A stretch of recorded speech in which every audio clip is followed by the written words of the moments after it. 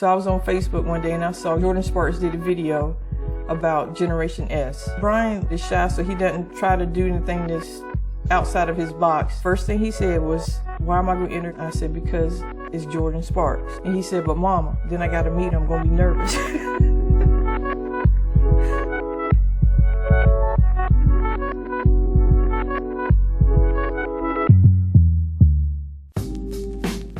My connection with sickle cell is I was born with it, of course.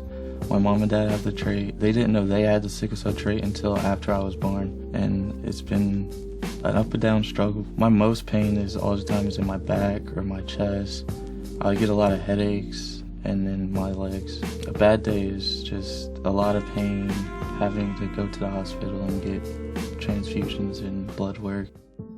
Running, physical activities, I get tired. When he came to, I think it was junior high school, he wanted to play basketball at school. And we used to, try to make him do whatever he wanted to do. But he asked if he was ever going to play for Duke. And that's pretty much when we had to really discuss with him that he had sickle cell and he wouldn't be able to play, college ball, professional ball. I think that was the second hardest question he's ever asked me was, can I play ball for Duke? The first was when he was in the hospital, he asked me if he was going to die.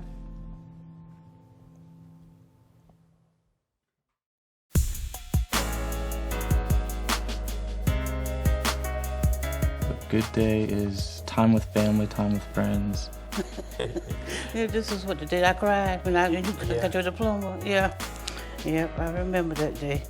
I wouldn't have gotten through high school and college without my parents, family, and especially my teachers. Like when I missed school, they would always provide my makeup work, and they always knew that I was actually out of school and not just playing hooky. And I was Bryan's pediatric social worker. I serve as a support because it's a chronic illness, as well as a linkage to any resources. I was always bigger than Bryan, so if I ever felt like cause sometimes, kids want to be bullies or kids want to mess with somebody because they seen he was smaller, and me knowing exactly what he was going through and what he had kind of made me a little more protective. My parents are always with me. If my dad's not there, my mom is always there. When it was time for him to go, she took off. That's why I was working. He would be at the hospital, I would leave, come back, work my shift. And if I was off the next day or had to close the next day, I would go up and come back. It was me basically on the road all the time and leaving her there. It wasn't a problem. He's got the right people. She understands. Daryl understands. They've got patience with him, and he's taking it very well. I think we appreciate life more. Every birthday, my husband and I and the family always celebrate the same way. We try to make sure he got everything he wanted and did whatever he wanted to do. Well, I spoiled him a lot. Every time I would pick him up, he wanted to go to the bookstore, and he'd always come out with one book. And I know he wasn't going to read the book, but he wanted it, so I'd buy it for him.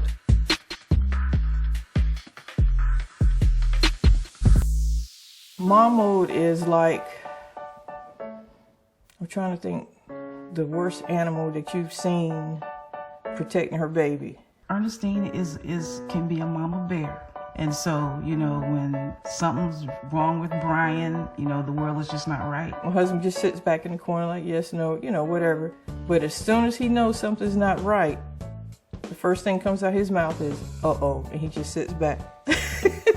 I have seen mom mode. I've seen mom mode a few times. She goes into mom mode for me sometimes. Like if something happens to me, she's in mom mode. If something happens to Bryan, she's right there.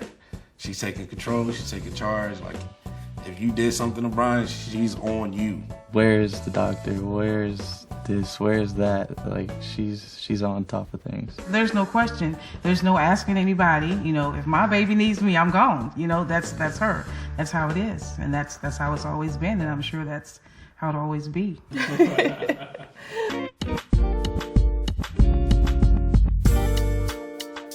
We want all of these children to understand that their life has meaning and it's impactful, and short, long, that's not the most important part, but the impact that you have while you're here is the most important part. Sickle Life is my nonprofit organization I created.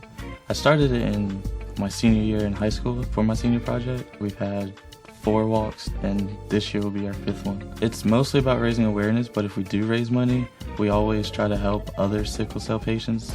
And I always would tell him, I said, Bryan, I said, I'm so proud of you, but you know that this is your ministry, that God has a calling. Something bad, you've turned it to something great. I'm not going to stop fighting. I will always fight, no matter what. Been blessed.